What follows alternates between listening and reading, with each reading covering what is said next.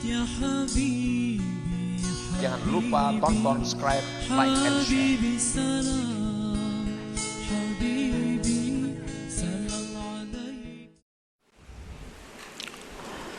Bismillahirrahmanirrahim.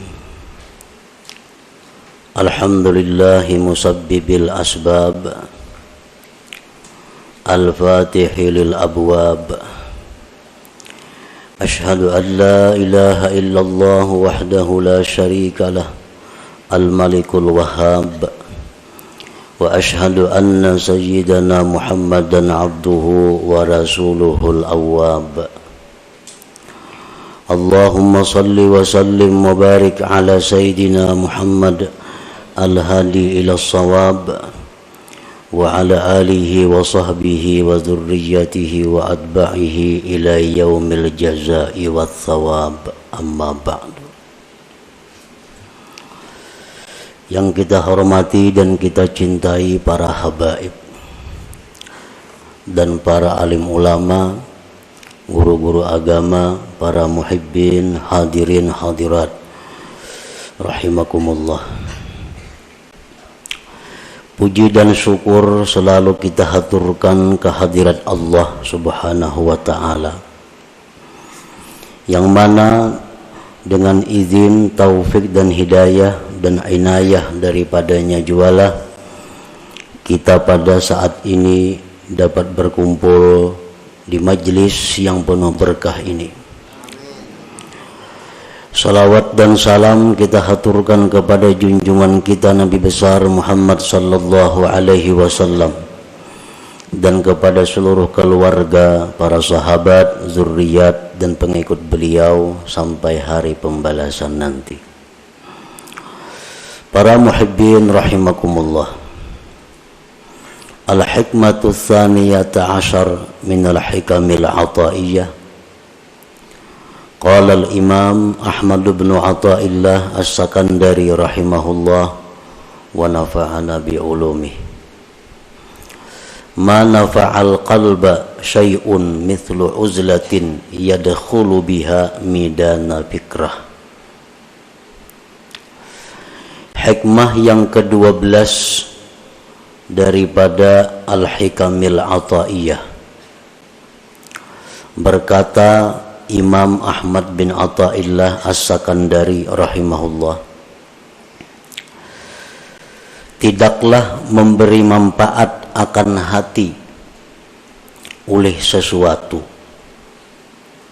seperti uzlah yang masuk dia dengan uzlah itu akan midan lapangan pikir.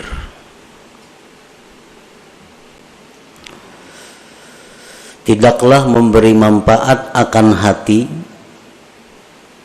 oleh sesuatu seumpama uzlah mengasingkan diri daripada manusia, yang mana dia masuk dengan uzlah itu akan midan lapangan fikrah, berpikir. Itulah tarjamah atau makna daripada hikmah yang ke-12 ini. Adapun syarah atau penjelasan daripada hikmah yang ke-12 itu adalah la syai'a anfa'a lil qalbi min uzlatin ay khalwatin mashubatin bitafakkur. Tidak ada sesuatu yang lebih bermanfaat untuk hati daripada uzlah, artinya khalwat, menyendiri, menjauh daripada manusia, yang disertai dengan tafakkur. Nah, para muhibbin rahimakumullah, di dalam diri kita ini ada yang disebut dengan qalbun, hati. Yang dimaksud dengan hati itu bukan segumpal daging yang ada di dada sebelah kiri kita, tetapi yang dimaksud dengan hati itu adalah sesuatu yang dinisbahkan kepada Allah Subhanahu wa ta'ala yang berada di dalam diri kita, yang dengan hati itu kita bisa mengetahui mana yang baik, mana yang buruk, mana yang menuju surga, mana yang menuju neraka. Nah, hati kita itu apabila baik, maka baiklah seluruh anggota tubuh kita. Tetapi bila hati kita ini rusak, maka rusaklah seluruh anggota tubuh kita. Imam Ahmad bin Athaillah menyebutkan di dalam hikmah yang ke-12 ini adalah tentang hati yang rusak. Hati yang rusak itu adalah hati yang seringkali lupa kepada Allah. Hati yang hanya memikirkan kepentingan-kepentingan sesaat, namun melupakan akibat. Nah, ini hati yang rusak. Dan hati yang rusak inilah yang ada pada diri kebanyakan kita. Hati yang demikian yang rusak itu kalau ingin selamat maka mesti diobati. Agar bisa hati kita ini selalu ingat kepada Allah, selalu ingat kepada Rasulullah sallallahu alaihi wasallam, dan selalu memikirkan tentang yaumil akhirah, hari akhirat. Nah, bagaimana caranya memperbaiki hati yang rusak itu? Beliau mengatakan bahwa yang paling bermanfaat, yang paling mujarab untuk mengobati hati yang rusak itu adalah uzlah atau khalwat. Artinya menjauh daripada manusia, menyendiri, tetapi disertai dengan tafakkur. Dengan kita menyendiri dan tafakkur, maka hati yang rusak tadi diharapkan bisa baik. Nah, itu yang dimaksud di dalam hikmah yang ke-12 ini. La khaira fi uzlatin ay khalwatin la tafakkura fiha wa la nuhuda li tafakkurin la uzlata ma'aha. Tidak ada kebaikan pada uzlah khalwat yang tidak ada tafakkur padanya. Kita menyendiri, mengasingkan diri daripada manusia, tapi kada ada tafakkur. Nah, maka itu uzlah, tidak ada kebaikannya. Sedangkan tafakkur tapi tidak uzlah, tafakkur di waktu kita berada di tengah-tengah umat, tafakkur di waktu kita berada di tengah-tengah masyarakat, maka tafakkur itu tidak akan menimbulkan kemajuan. Tafakkur itu tidak akan murni. Tafakkur itu tidak akan bersih, sehingga tidak sesuai dengan manfaat yang diharapkan dengan tafakkur itu. Nah, oleh karena itu pengarang tadi menyebutkan bahwa uzlah yang disertai dengan tafakkur itulah yang paling bermanfaat untuk memperbaiki hati yang rusak itu. Para muhibbin rahimakumullah, qala Rasulullah sallallahu alaihi wasallam, tafakkuru sa'atin khairun min ibadati sab'ina sanah. Tafakkur sesaat, satu mat,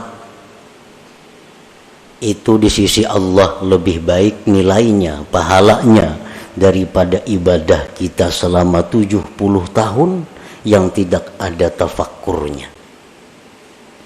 Kita beribadah, misal ibadah apa, tapi kada ada tafakkurnya 70 tahun, maka harganya lebih mahal tafakkur sesaat di sisi Allah Subhanahu wa ta'ala.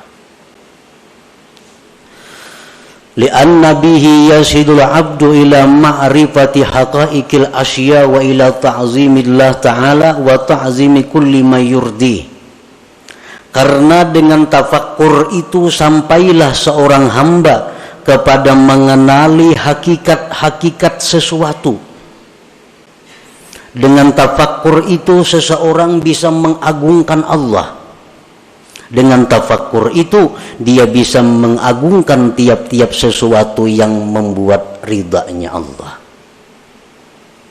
Nah, para muhibbin rahimakumullah. Apa yang pertama tafakkur itu? Apa yang pertama mesti kita pikirkan?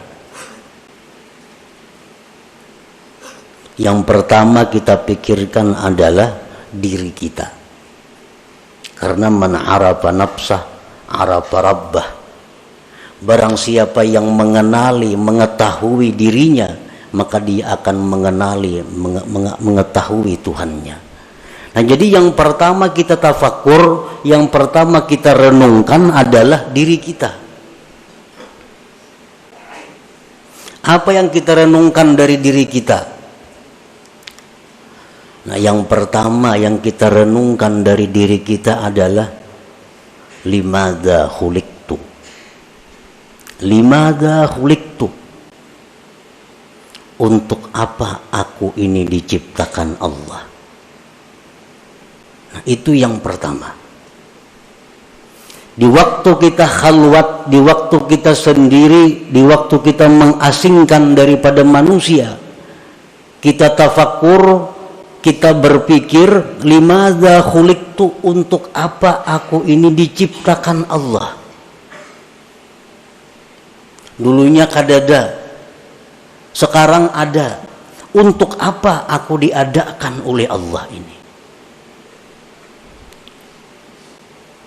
Nah, itu yang perlu kita gali daripada diri kita. Itu yang perlu kita mantapkan daripada diri kita. Untuk apa kita dicipta oleh Allah? Sebahagian manusia ada yang merasa bahwa dia hidup itu untuk mengumpul harta. Dia beranggapan bahwa dia diciptakan Allah hanya untuk mengumpul harta. Sehingga sebagian besar waktunya dihabiskannya untuk mengumpul harta.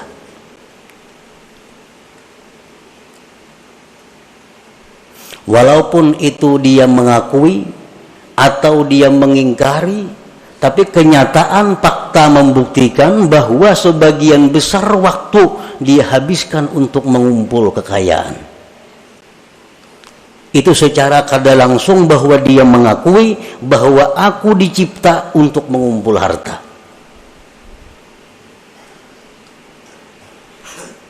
Jam 8 sampai jam 5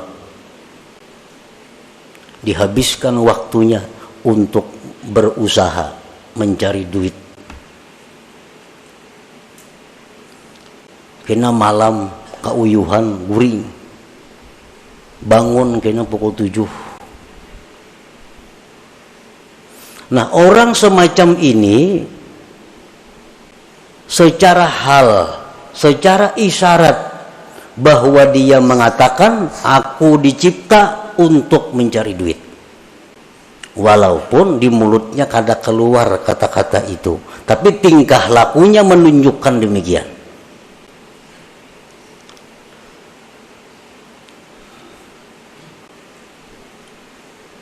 Nah, itu yang kita renungi. Apakah bujur seperti itu? Apakah benar kita dicipta oleh Allah untuk mencari duit? Nah, itu yang perlu tafakkur. Yang pertama kita renungi hidup kita. Kita renungi berapa umur kita habiskan.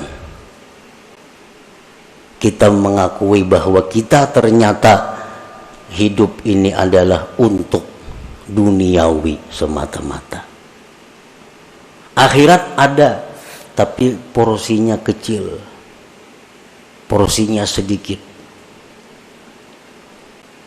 Nah, makanya tafakkur itu nilai pahala di sisi Allah sangat besar. Limadza khuliqtu, untuk apa dicipta? Ibrahim bin Adham, sewaktu beliau berburu, beliau adalah seorang bangsawan yang sukanya berburu. Suatu hari beliau berburu dengan perbekalan, perlengkapan yang lengkap, berangkat ke hutan. Di tengah jalan beliau ada mendengar hatib. Hatib itu artinya suara tanpa kelihatan orangnya. Suara itu, ya Ibrahim, alihadza khuliqta, apakah untuk ini engkau dicipta Allah? Apakah engkau dicipta untuk berburu? Ibrahim bin Adham tersadar bahwa ternyata selama ini hidupku kusia-siakan. Berpaling beliau kembali dan meninggalkan seluruh yang ada, lalu mengembara ke tengah hutan belantara untuk mencari hakikat, mencari kebenaran. Nah, para muhibbin rahimakumullah, kita diciptakan oleh Allah, wa ma khalaqtul jinna wal insa illa liya'budun. Tidak kujadikan jin dan manusia itu, ujar Tuhan, melainkan untuk ibadah. Nah, untuk ibadah. Jadi kalau kita bertanya kepada diri kita, untuk apa aku diciptakan Allah? Jawabnya, untuk mengabdi kepada Allah. Untuk mengabdi kepada Allah. Nah, itu bisa didapat, bisa digali dengan tafakkur.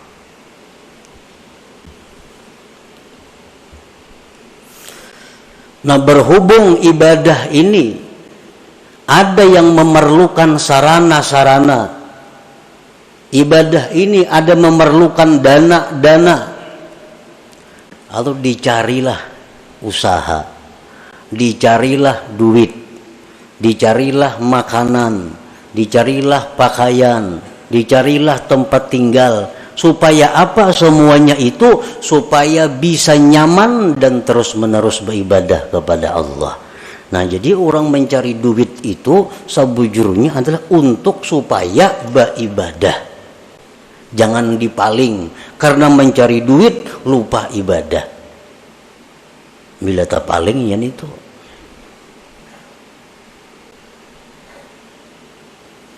Nah, jadi yang pertama tafakkur itu dulu. Kita mengenali diri kita, tugas kita apa? Ternyata tugas kita hanya satu, adalah mengabdi kepada Allah. Tidak ada yang lain. Allah kadang memberi tugas kepada kita untuk mencari duit. Allah kadang memberi tugas kepada kita untuk berusaha itu ini kadang. Tapi yang ditugaskan Allah kepada kita hanya adalah ibadah kepada Allah. Dan Allah menjamin dalam banyak ayat di Al-Quran bahwa Allah akan memberikan rezeki, memberikan kecukupan kepada mereka-mereka yang ingin beribadah kepada Allah.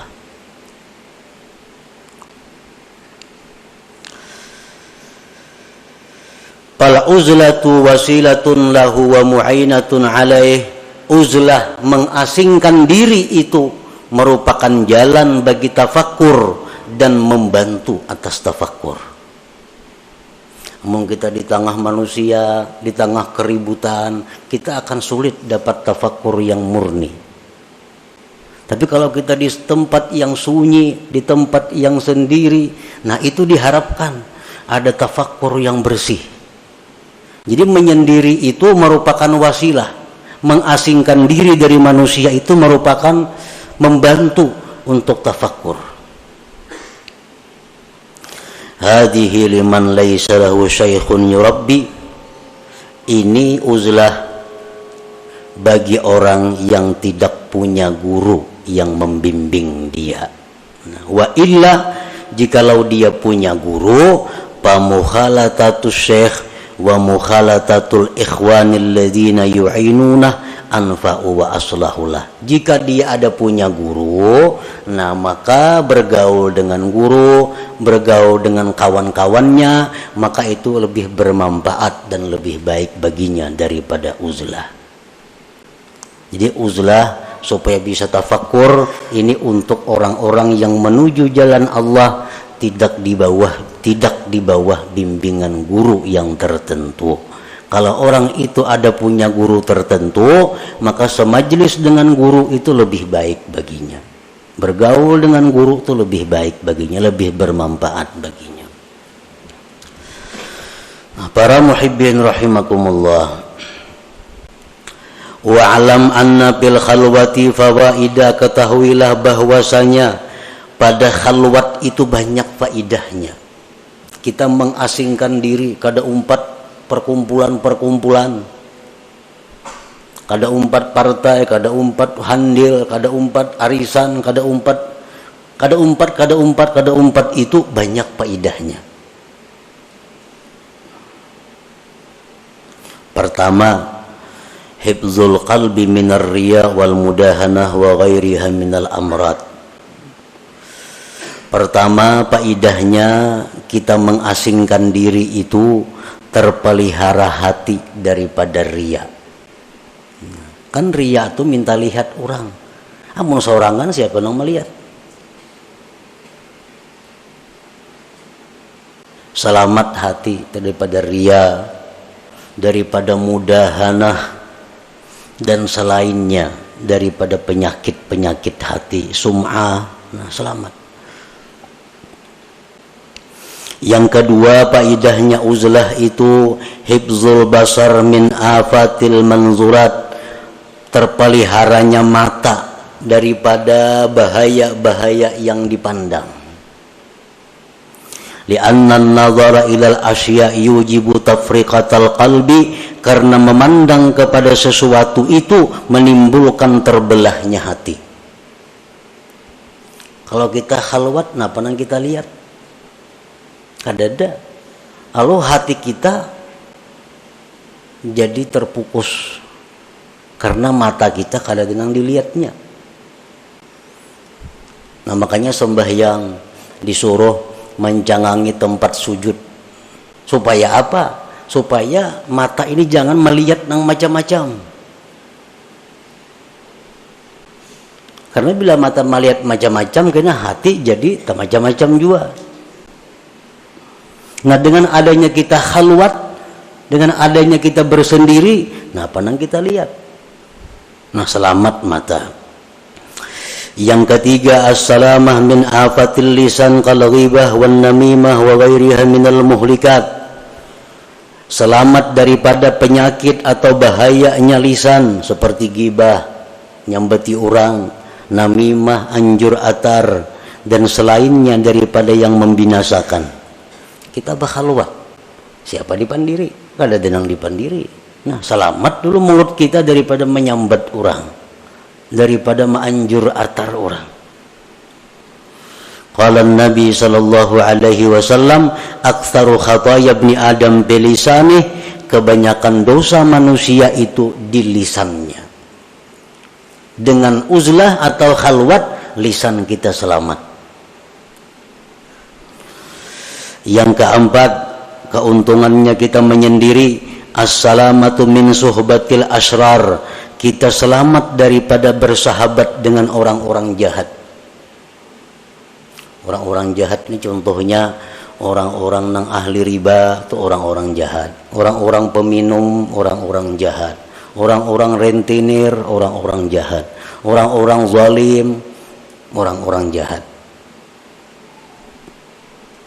Ahli zina itu orang-orang jahat.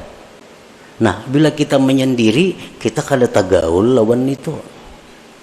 Tapi amun kita bagaul, nah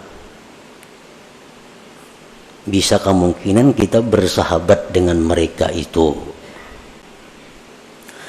Lianna sohbatahum fasadun azim bidinih, karena bersahabat dengan orang-orang yang jahat itu kerusakan yang besar pada agama kita. Kalau kita nih akrab lawan orang penzina, itu agama kita rusak. Akrab dengan orang nang katuju riba, agama kita rusak. Akrab dengan orang zalim, agama kita rusak. Akrab dengan pejabat nang korupsi, agama kita rusak. Tanpa kita sadari.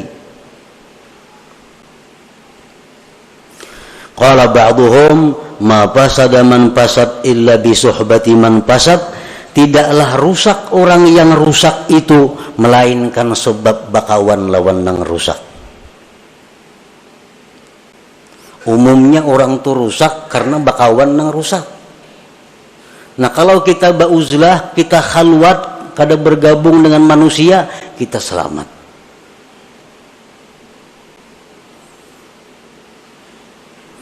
Orang-orang yang dimasukkan dalam asrar, kelompok orang-orang jahat, itu pandangan matanya itu bisa menularkan kejahatan kepada kita. Terutama kita nang kada kuat keimanannya. Orang nih, orang jahat, jangan lawan kita berjauh aja lagi. Pandangannya itu bisa mendatangkan laknat Allah kepada kita. Apalagi kekanakan halus-halus tuh. Jangan nak dijapa-japa ya orang nangka itu.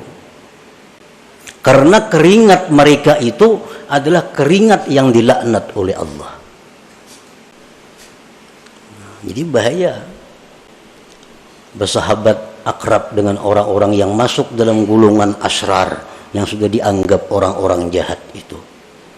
Pandangan matanya bisa merusak agama kita, apalagi sentuhannya maginnya lagi. Apalagi memakai bekas pakaiannya maginnya lagi. Minjam kendaraannya bahaya lagi. Jadi semua kejahatan, maka sesuatu yang terkait dengannya adalah membahayakan agama kita. Nah sebaliknya sama dengan orang-orang saleh, orang-orang yang dicintai Allah. Pandangan mereka itu mendatangkan rahmat. Keringat mereka, keringat mendatangkan rahmat. Semua apa yang bekas mereka adalah rahmat. Makanya orang nang mati, jadi dalam kitab fikih, orang tuh mati disunatkan membawa sesuatu bekas orang saleh. Itu kan di kitab fikih ada tuh. Orang mati disunatkan membawa sesuatu bekas orang saleh. Bekas kainnya kah, bekas apanya kah. Misal kita mati minta kupiah, kupiah bekas orang saleh. Nah itu memberi manfaat. Kalau orang mati aja memberi manfaat, apalagi orang hidup. Bekas orang saleh. Nah demikian sebaliknya orang-orang jahat pun demikian. Akan menimbulkan dampak kepada mereka-mereka yang belum kuat hatinya, belum kuat keimanannya. Nah dengan kita khalwat, kita terhindar daripada bersahabat dengan mereka itu. Yang kelima, keuntungannya khalwat adalah at-tafarrug lil ibadah wa tamakkunul mudawamah 'alaiha. Dengan adanya kita khalwat, kita bisa lapang beribadah dan kawa terus-menerus beribadah. Misalnya kita membaca zikir 5.000 sehari. Kalau kita menyendiri kita kawa. Tapi kalau kita bergaul dengan masyarakat, nah sewaktu-waktu kita ada kada terbaca karena ada acara ini, acara itu, acara ini. Apalagi macam-macam yang diikuti, ketua ini, ketua itu, ketua ini, bermacam-macam organisasi, kada terbaca wirid lagi. Jadwal ini ada rapat itu, jadwal ini ada acara itu. Nah kalau kita khalwat, bisa ibadah kita tuh mudawamah, bisa terus menerus. Ibadah yang mudawamah itulah yang dicintai oleh Allah Subhanahu wa taala walaupun sedikit. Yang keenam, faedahnya kita khalwat siyanatu nafsihi wa dinihi minal khusumat. Dengan adanya kita khalwat, diri kita, agama kita terpelihara daripada pertengkaran-pertengkaran. Kada mau tapahual. Saurangan siapa dihuali? Siapa nang mahuali? Nah, bahual itu merupakan sumber datangnya macam-macam kejahatan seperti bermusuhan, bermarah-marahan, berdengki-dengkian. Nah, semua itu sifat yang membahayakan. Yang ketujuh, rahatul qalbi wal badan. Dengan adanya khalwat menyendiri itu, hati kita lapang, badan kita pun lapang. Yang kedelapan, husuluz zuhdi wal qanaah. Orang yang khalwat ini akan diberi Tuhan zuhud dan qanaah. Kenapa kita kada kawa zuhud? Kenapa kita kada kawa qanaah, kada merasa cukup lawan nang ada? Karena kita bagaul. Melihat orang makai ini hendak nukar lu bahimat mencari duit. Melihat orang ini hendak nuruti ka itu, duitnya kada ada, bahimat kita mencari duit. Berhutang masih itu kamari. Nah, karena pergaulan. Dengan adanya kita khalwat atau uzlah, selamat dari itu. Yang kesembilan, wujdanu halawatit ta'ah. Nah, didapatnya manis taat. Nah, ini yang penting. Kita khalwat itu, kita menyendiri itu beribadah jadinya manis. Beribadah tuh nyaman.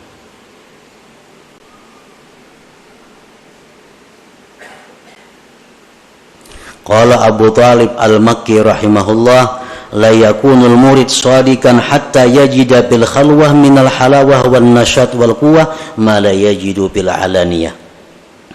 Tidaklah seseorang murid itu benar sehingga dia mendapati di dalam khalwat itu manis dan rajin kuat ibadah, sesuatu yang tidak ia temukan di tengah orang banyak. Ini menandakan kita nih bujur. Bila beribadah itu tak kuat saurangan, tak nyaman saurangan, tak manis saurangan pada di tengah orang banyak, itu menunjukkan kita bujur. Tetapi bila mana kita saurangan menguliat, kulir, di tengah orang banyak rajin, menunjukkan kita munafik ngarannya. Di tengah orang banyak, perajinnya beribadah.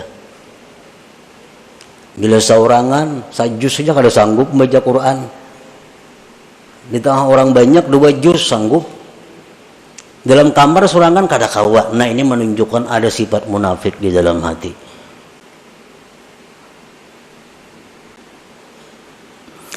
Yang ke-10, faidahnya uzlah at-tamakkun minat tafakkuril khalis ad-daim wa huwal maqsudul a'zam bil khalwah. Bisa kawa tafakkur yang murni, yang terus-menerus, itulah tujuan yang besar di dalam khalwat, di dalam uzlah itu. Nah, para muhibbin rahimakumullah, uzlah atau khalwat artinya menyendiri daripada orang. Dan itu kada semua orang bisa melakukannya. Menyendiri. Seseorang bertanya kepada gurunya, kaifat tarik ila tahqiqil ibadah wa tahsili halawatiha. Ujar si murid ini, wahai guru, bagaimana cara supaya bisa ibadah itu mantap dan manis? Ujar gurunya menjawab, qala syekh, la tanzur ilal khalqi wa khassatan abna'ad dunya. Kalau ikam hendak mantap beribadah, hendak manis, jangan memandang kepada makhluk, terutama orang-orang yang cinta dunia. Jangan dipandang. Maiti aja jangan. Jadi jangan murid, maka ada sanggup, wahai guru. Guru di pasar begana, berdagang, macam-macam nang dihadapi, kayak apa? Kenapa garang maka kada boleh memandang orang-orang yang cinta dunia itu. Ujar gurunya, fa innan nazar ilaihim zulmah. Memandang kepada orang-orang yang cinta dunia itu menimbulkan gelap di dalam hati kita. Nah, memandang aja sudah bahaya. kada sanggup nang murid ini nya hidupnya kada di kampung, hidupnya kada di hutan, hidupnya di tengah masyarakat dan berusaha. Nah kalau ikam kada sanggup, ini barang pala tasma' kalamahum. Ayo ikam memandang mereka, tapi jangan mendengari pembicaraan mereka. Jangan dengari perkataan-perkataan ahli dunia. Kada kau melihat TV lagi tuh, berita-berita. Kenapa garang kada boleh mendengari pembicaraan ahli dunia itu? Fa inna kalamahum kaswah. Pembicaraan orang cinta dunia itu menimbulkan keras hati kita. Kita ini menalinga orang berpandir dolar, pandir emas. Orang bisa emas kada, dolar kada. Ini menalinga mana? Itu membuat hati kita keras.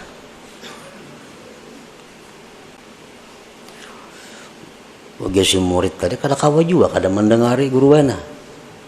Bertemuan hari-hari. Lalu ujar gurunya, amun ikam kada kawa juga kada mendengar mereka itu, fala tu'amilhum. Jangan kerjasama dengan mereka. Jangan bekerja sama. Inya besaruan, jangan ditulaki.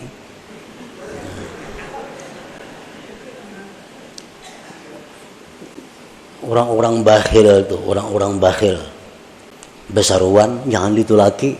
Kenapa? Makanannya itu daun penyakit. Itu ujar Nabi medahkan. Orang bakhil tuh makanannya itu penyakit. Kayak apa mengetahui orang tuh bakhil kadanya. Tak kau ini di kampung tuh kadang alih kada. Bila kada terdengar menyumbang, kada terdengar baruhan, bakhil ngarannya. Orang hadi tu laki. Orang kada biasa baruhan tuh bakhil ngarannya. Nah, inya baruhan jangan tulak penyakit. Itu jar Nabi kita medahkan itu. Makanan yang dihidangkan dari orang bakhil itu daun penyakit. Namun ikam kada kawa kada memandang mereka, kada kawa kada berpandir lawan mereka, jangan kerjasama. Jangan hendak berjual tukar lawan inya, jangan hendak mendatangi inya, jangan hakun didatangi inya. Bah kada kawa juga guru kayak itu, kada sanggup juga. Nah, jaguru nang terakhir, mun ikam kada sanggup juga itu, fala taskun ilaihim. Jangan ikam tentram kepada mereka. Ini yang terakhir, jangan tentram. Kadang-kadang hati kita nih, bila parak orang sugih asa nyaman. Nah, itu iya ngaran tentram melawan mereka. Bila parak orang miskin bepaluhan sakada nyaman. Nah. La taskun ilaihim, jangan tentram kepada mereka. Janganlah dijadikan orang-orang cinta dunia itu penentram hati kita, jangan. Fa inna sukun ilaihim halakah, karena mencari tentram kepada mereka itu kebinasaan kita. Nah, ini terakhir.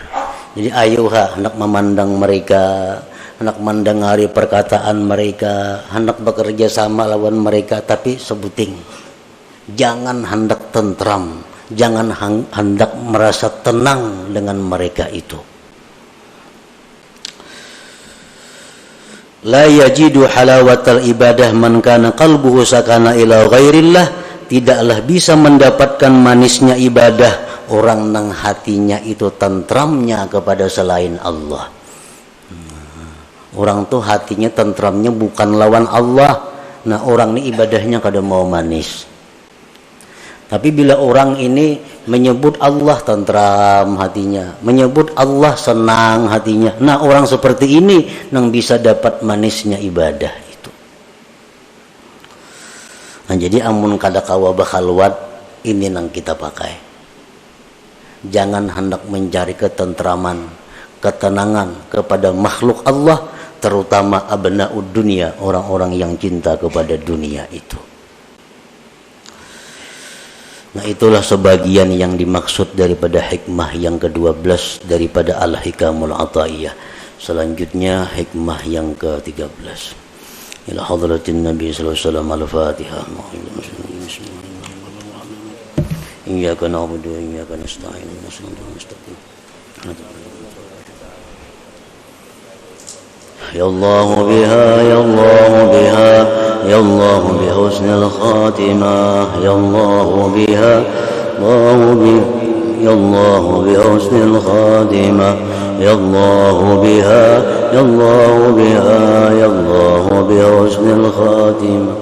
فيا أيها الرجل منه شفاعة صلوا عليه وسلموا تسليما اللهم صل وسلم وبارك عليه.